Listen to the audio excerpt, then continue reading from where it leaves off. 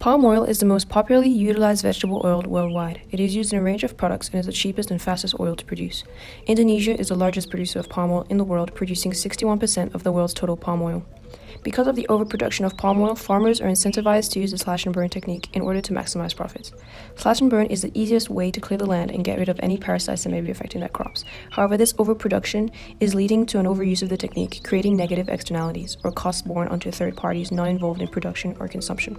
According to some analysts, if 1 hectare patch of land was to be cleared legally by chopping down the vegetation, it would produce nearly 500 tons of biomass. It would take almost 3 years for that biomass to biodegrade and land to become usable for plantations. Using slash and burn makes the process much quicker and cheaper. Furthermore, the demand for palm oil is rising. Palm oil is popular because it's an accessible, cheap source of oil for our food. It's in a lot of the foods that we eat, but it's really detrimental to our environment. We should be eating, just more sustainable sources of oil, maybe coconut oil, olive oil, things that maybe aren't produced in such huge quantities like palm oil is. This, in effect, increases supply, and therefore the production using slash and burn is increased, further leading to higher external costs being spilled over to society. Long-term exposure to air pollution as an externality can result in the development of diseases. Actually, will cause breathing difficulties, mostly asthma and asthma. For example, especially those with medical conditions. They are prone to having asthma attacks. As well as this, according to United Nations Environment Programme, the production of palm oil is currently the leading cause of deforestation in Indonesia, which makes it not only a generous contributor to the emissions of greenhouse gases, it also is the cause of loss of biodiversity. Looking at the current state of the palm oil market, it is observed that the price elasticity of supply is quite inelastic. This is due to several factors, namely the fact that as an agricultural product, there's little potential for storage capacity as well as the low factor mobility of specialized farmers. The availability of resources is also heavily restricted, dependent on the natural environment rather than man-made resources or capital goods. Finally, the time period presents challenges to quickly respond to price changes. These factors result in a curve that is price inelastic in supply, where percentage change in price results in a lower than proportional percentage change in quantity supplied. On the other hand, demand for palm oil is actually quite price elastic. Palm oil is fairly cheap, meaning lower proportions of income are spent on the good, resulting in a reduction in the income effect. Also, palm oil is a vegetable oil, hence facing many substitutes such as olive oil, coconut oil, shea butter, and cocoa butter. This means that as a good, a percentage change in price in palm oil results in a greater than proportional percentage change in quantity demanded. As a result of the overproduction of palm oil through slash and burn, the quantity of palm oil supplied currently rests at Q, which is 43 million tons, away from the socially optimal quantity allocated at Q1. This can be seen through the supply curve S, which is the marginal private cost of production of palm oil through slash and burn. As a result of the overproduction from the socially optimal level of production Q1, a negative externality is created, where the marginal social costs are greater than the marginal private costs. As a result of this negative externality, there's a loss in total efficiency, as while the socially optimal point of production stands at E1, the market is currently in equilibrium at E. This loss in allocative efficiency can be seen through the deadweight loss triangle colored in red. This overproduction can also be seen in the difference between price P, $600, and the socially optimal price P1. For such a market to become socially optimal, it is necessary for the marginal social cost to be equal to the marginal social benefit, or where D and S1 intersect at E. At this point, allocative efficiency is achieved, and the socially optimal quantity of palm oil is produced. However, the issue is that producers have little incentive currently to shift the supply curve inwards. Slashing and burning is still the quickest and cheapest way to clear land, and is a traditional method that has been used in the Kalimantan and Sumatra for generations. Clearing land with fire costs around $5 US per hectare, while using machines and chemicals costs 40 times as much. This is the cause of the current overproduction problem for palm oil, causing negative externalities such as pollution as a result of these production behaviors. The government could help to decrease the supply of palm oil using slash and burn and bring the market back to allocative efficiency through the use of negative advertisement. In theory, this should lower the demand and therefore consumption of palm oil. The government could advertise the negative health benefits of palm oil or promoting the impact this production type has on the extension of biodiversity of Indonesia. This would in effect help consumers be more informed of the costs and benefits of them buying palm oil, and it would encourage more rational decision making as the consumers purchase their products, and bring the market closer to a situation with perfect information. However, this might be ineffective in the long run as consumers consumers may choose to ignore the advertisement, as this continues to be the most economical option on the market. Furthermore, advertisement will create an opportunity cost for the government, which would restrict spending elsewhere. The effects of such advertisement can be noted on the diagram, where due to the demand curve shifts inwards from D to D plus negative advertisement. As a result of this shift inwards, the equilibrium point of production shifts from E to E2, which is at socially optimal price of production of Q1 as compared to the current level of production Q. However, as a result of advertising, the producer revenue will be reduced from P times Q down to P2 times Q1. However, at E2, where MSC equals MSB, the market is now in a state of allocative efficiency.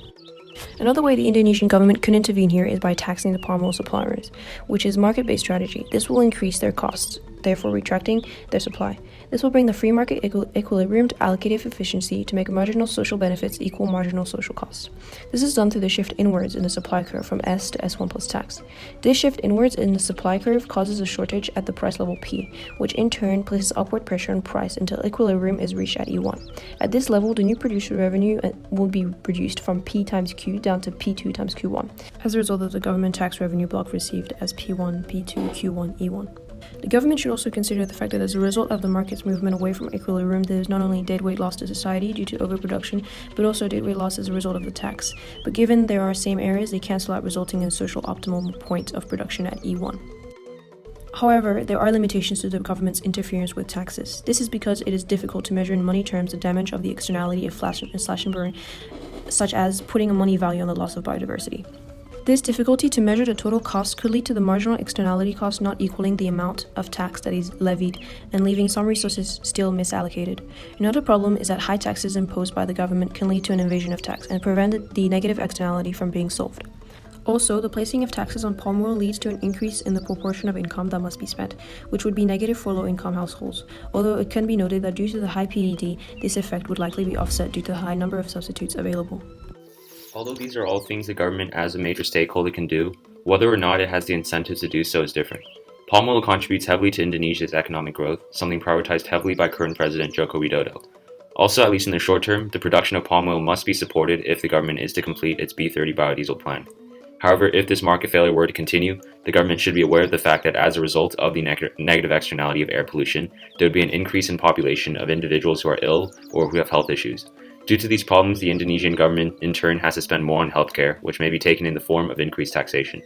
Not only does the healthcare spending create opportunity costs for other spending such as education, but the implication of increased taxation to fund this spending could in turn cause disposable income to lower, potentially resulting in increases in poverty rates and lowered incentives to work, resulting in an overall less efficient economy. On the other hand, another stakeholder is the private firms producing palm oil. These firms have little incentive to stop production, especially using slash and burn, given the low cost of production that this production technique has. All of these firms are knowledgeable about the effects their production has on the environment and the health of individuals. As private firms, their priorities rest in profit maximization. As a result, these externalities are costs borne beyond these firms to the rest of society, and they may continue to utilize these production techniques for as long as they can maximize profit. Hence, one method to stop this would be through the use of negative advertising outlined, as reductions in profit would be the best way to communicate to firms that a change is needed in their production techniques, and they must then cater to the needs and wants of consumers in order to find those willing and able to purchase their products. Finally, there are the consumers. As a stakeholder, they often purchase these palm oil products, not knowing that they are sourced and produced from environmentally damaging techniques. As a result of this, there's a lack of perfect information in the market, leading to buying decisions that do not take into consideration the negative externalities in the market. Also, it isn't only the consumers of palm oil that now suffer. As a result of these externalities, everyone in society now has to bear the cost of air pollution, which in turn increases risks of illness and health issues. In the long run, if this market failure were to continue, the environment and society would suffer deeply. With already 500,000 cases of respiratory tract infection cases reported and 19 deaths reported, if the market continues to produce at this socially unoptimal point of overproduction, this will only get worse. The use of negative advertising in the long run would definitely help in terms of shifting consumer behavior, causing consumers to become more aware of the effects of their purchasing choices, leading to an increase in the price elasticity of demand for palm oil. However, this would also mean further reduced revenue and profits for private firms, and as a result, loss of economic growth of a key industry that the government has incentives to support. If a tax is applied in the long run, firms producing palm oil would also suffer deeply. Due to the high price elasticity of demand, the producer burden of the tax heavily outweighs the consumer burden, heavily impacting the revenue that producers receive. As a result, in the long run, due to supply being more elastic, producers are also more likely to move productive resources away from production of palm oil due to increased factor mobility, causing the loss of economic growth through palm oil consumption and exports, and may also result in higher unemployment rates due to farmers now having to find other goods or services to produce instead of palm oil due to the loss of profit incentives.